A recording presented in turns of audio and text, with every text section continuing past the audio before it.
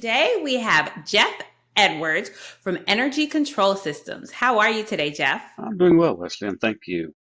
And let me tell you a little bit about Jeff. He is the founder of Energy Control Systems, and the company was founded in 1987. So, for all you millennials out there, that is about the time you were born. He's been in business since then. Initially, he launched with a single product line of surge and lighting protectors, but since he's evolved into a multi-product entity of various power quality products with an international sales organization that has a distribution network. He is in more than 40 countries. Much of his time is spent traveling in Latin America, Africa, and Asia, speaking and training missions with a whole network.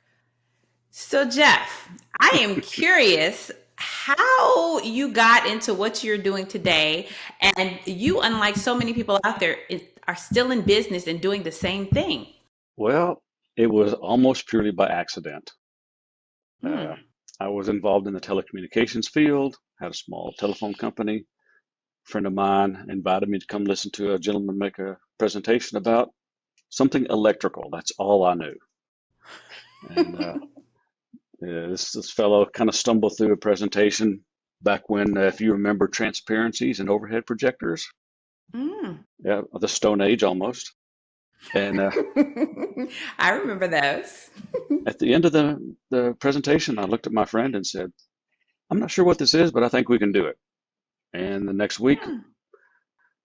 in fact, my father-in-law co-signed a note for me at the bank, and we launched into business, doing something that I really had no clue what they were, but it looked like we could make something happen with it.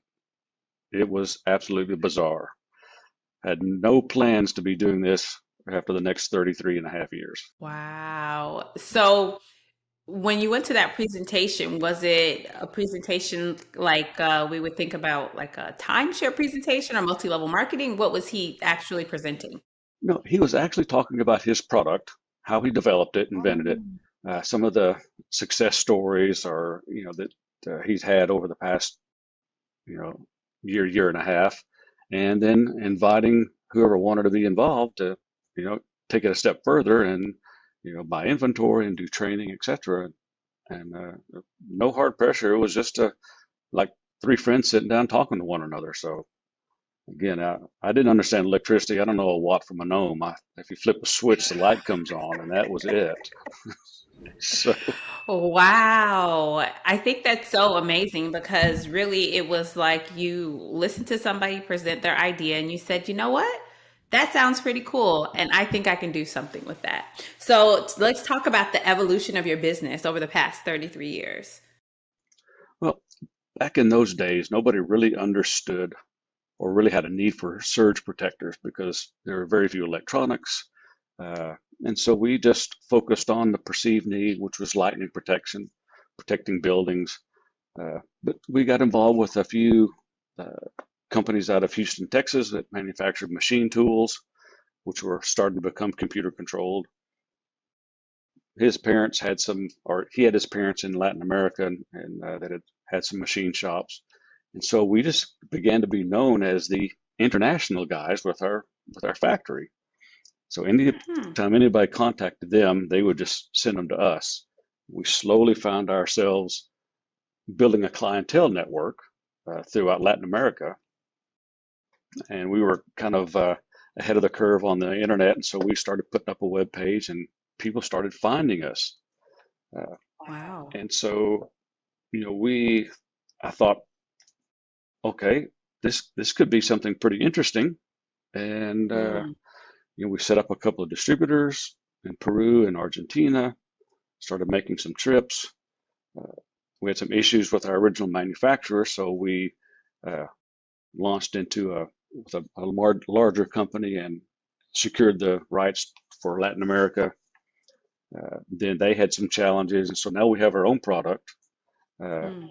I hired the original distributor to be a sales manager for me in Latin America, Hmm. and from 2003 to now, we have, like I said, evolved into about 40 countries around the world. It's absolutely phenomenal. Wow. And you know, one thing that I like that you said, which a lot of people who are starting sales organizations or they're launching a new product into the market, they think about all the things they can't do, or they think about all of the markets that are already infiltrated. And you said, okay, I'm focusing on this one, right? I'm going to be the big, like I like to say, be the big fish in the small pond.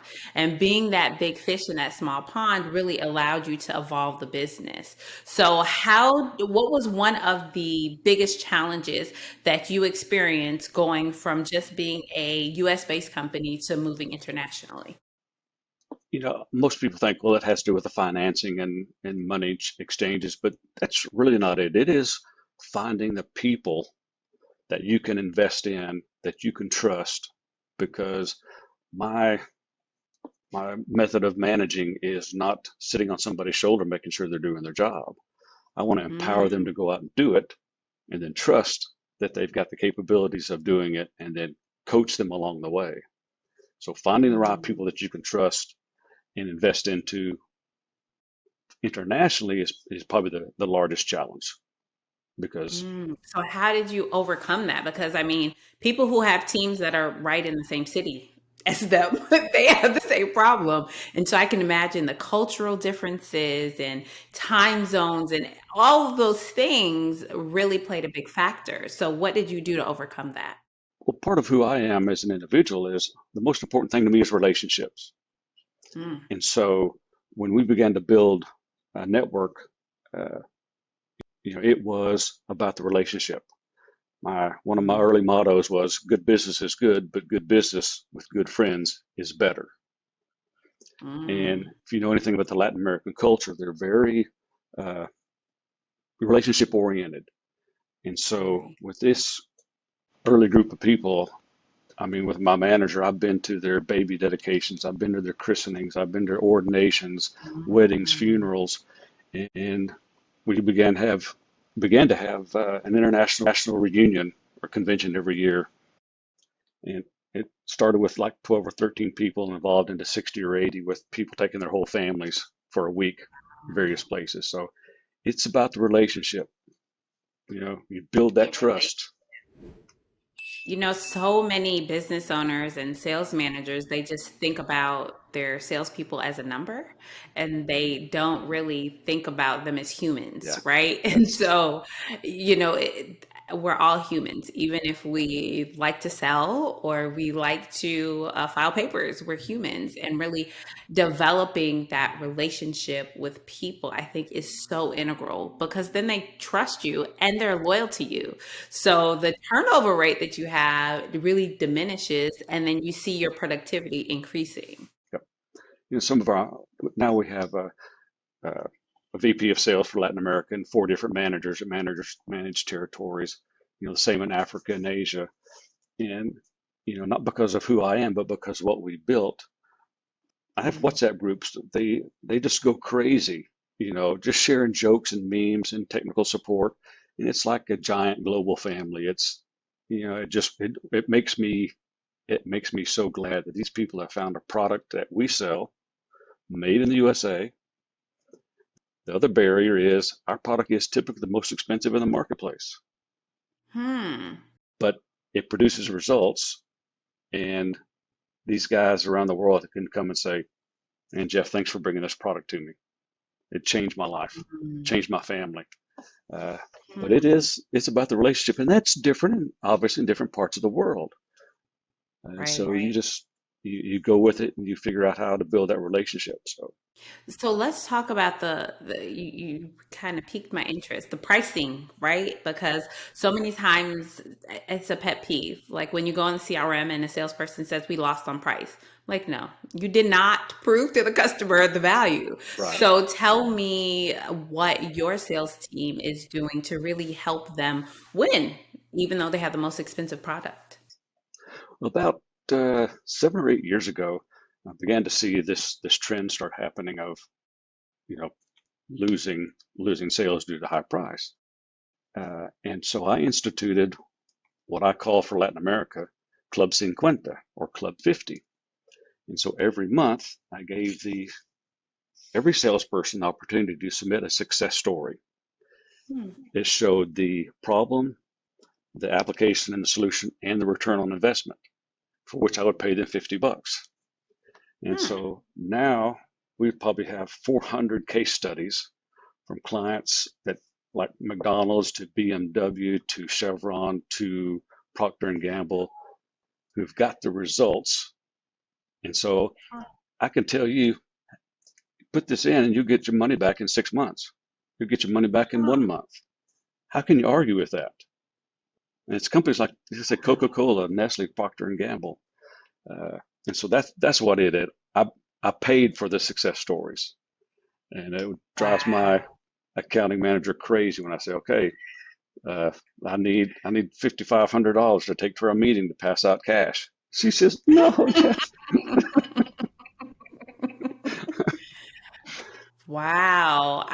That is a very outside of the box strategy. I've never heard that. And I'm assuming that the psychology with the salespeople is I want to have a success story. So I'm going to do whatever I need to do to win a deal this month so I can get my 50 bucks. Mm-hmm. And it's a return for the company because now you have all of these great successes, Yep, right? That you can use for marketing or to yep. hand to new customers.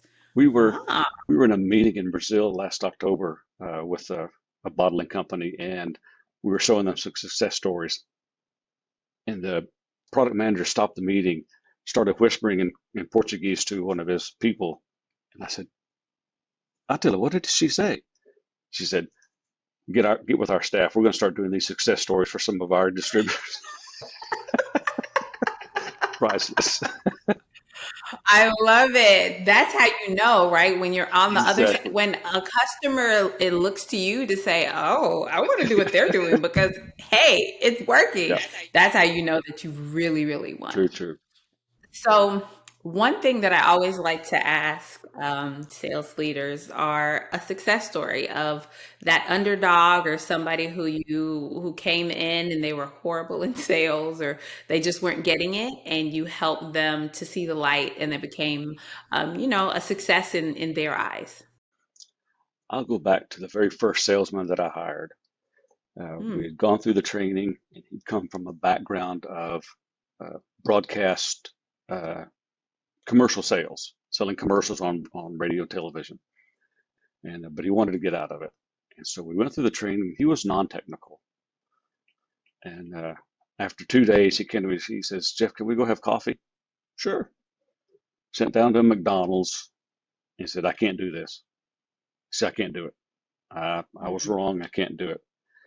And we spent the next hour and a half helping him recount what he had done previously that he'd never done before, and me encouraging Mm. him in the gift of communication that he had and to see the bright side of things. And he went on to stay with me for 29 years before he retired and passed away. Wow. Just have to tell Wow. people they can do it. Just give them the positive, Yeah. right? Give them the positive. And one thing that I am so adamant about is we can teach the product, right? You can teach somebody the product because that's what you're excellent at. But those strong sales skills, that's what we need to look for when we're hiring people in a highly technical field. Yes. And I commend you for seeing that in him and seeing beyond what he could see in himself. Yep. That's awesome. Yep. 29 years. That is a great ride. Yeah. Again, people don't stay at companies that long these days. That's true. We have very, very little turnover. I'm really, really proud of that with our local staff here. Uh, we used to tell people you don't get away from ECS unless you die. Uh, we've had several employees who worked with us until they passed away. But and that says something about the culture we built. And people toss around company culture all the time, but until you see longevity in personnel, do you really Mhm. have a company culture that people want to stay with and be engaged with and be empowered to do what they're called to do? So anyway, I'm real Mm. fortunate and blessed. Yes, and I think that it is a testament to your leadership, to how involved you are in the company. You are not just sitting on your high horse and delegating to others. You are really in the trenches with your people, and I commend you for being such a good leader. Yeah, thank you very much. I get asked because pre-COVID, I was on the road 150, 160 days a year, and Mm. I'd get asked, you know, what do you do this for? You can just sit at home in Fort Worth, Texas. I'm not going to know what's going on in the world. I'm not going to know what you need as a distributor or as a customer unless I'm in the field. And they just shake their Hmm. head. They said, "Are you happily married?" I said, "For 40 years, this November." Hmm. So yeah, thank you very much. It's That important to is be out in awesome. the field, you know. Absolutely. As a sales manager, if you are not in the trenches with your people, then you're doing a disservice. And I think a lot of times people misunderstand micromanaging, and really walking alongside is very different than micromanaging. And that'll take us down a whole different path. But, traveling with people and coaching them in the moment, and then you still have that balance of, you said you've been married for 40 years, right? So having a spouse that understands, I'm living in my passion and I'm doing this to help other people have a better life. I think those are two wonderful things that you have done. Thank you. Thank you very much. So, do you have a free gift to share with our audience? Yes, since the world is all involved into computers and microprocessors, everything's controlled by a chip. So many facility managers and data processing managers don't think about being proactive. We've got a little pamphlet we wrote about proactive maintenance. You know, re preventive rather than reactive. No sense in being reactive when things are going wrong because once that happens, there's chaos abounding. So we just wrote a little book, and they can download it from our website and give them some tips on how to be proactive instead of reactive when they're managing their their electronic technology.